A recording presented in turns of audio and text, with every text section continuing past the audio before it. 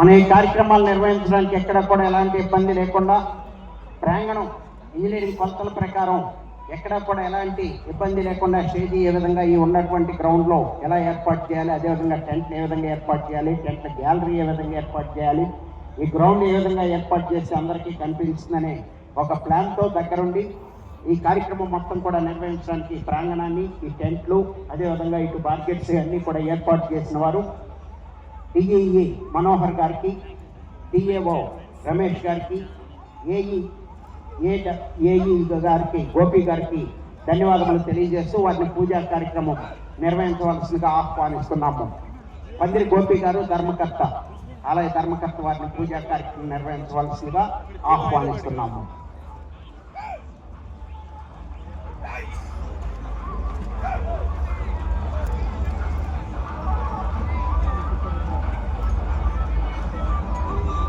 Sorry అండి, ఇవి JLR bus కాదండి.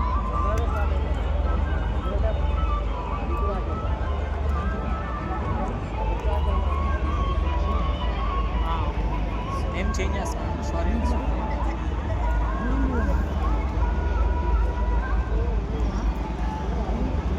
మన ఈ ప్రాంగణంలో టెంట్లు మరియు ఈ ప్రాంగణం ఏర్పాటు మొత్తాన్ని కూడా పర్యవేక్షించేప్పటికప్పుడు ప్రాంగణం మొత్తాన్ని కూడా తయారు చేసినటువంటి డిఈఈ గారికి, మనోహర్ గారికి ధన్యవాదములు తెలియజేస్తున్నాము.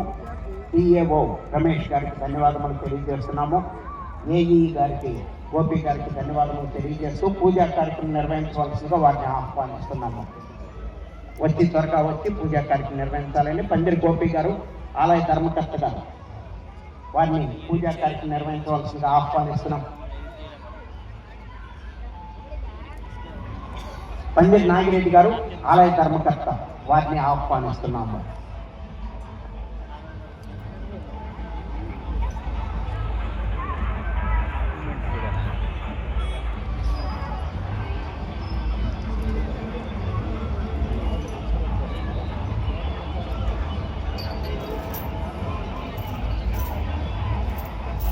వెంకటేశ్వర గారు,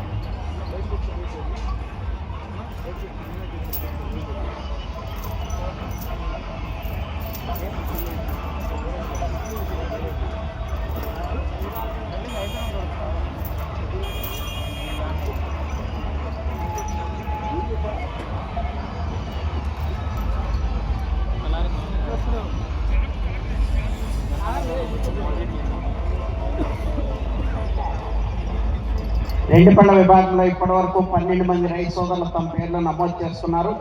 మిగిలినటువంటి రైతు సోదరులు వచ్చి పేర్లు నమోదు చేసుకోవాలి. డ్రా తీస్తారని మరి కొద్దిసేపట్లో.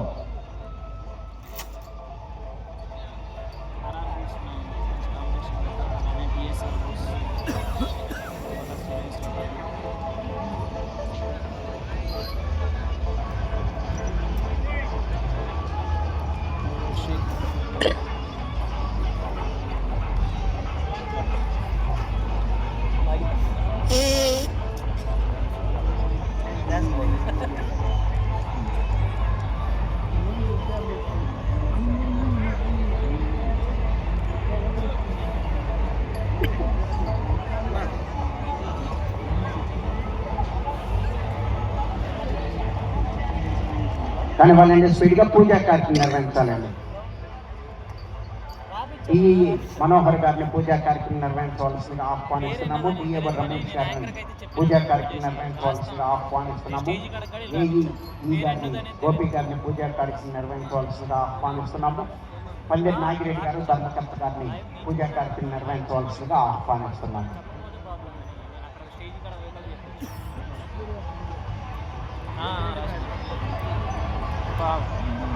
స్టార్ట్ అయ్యారా?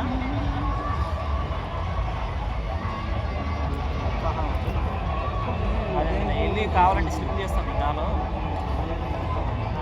ఎవరు లేరు కదా ఇక్కడ.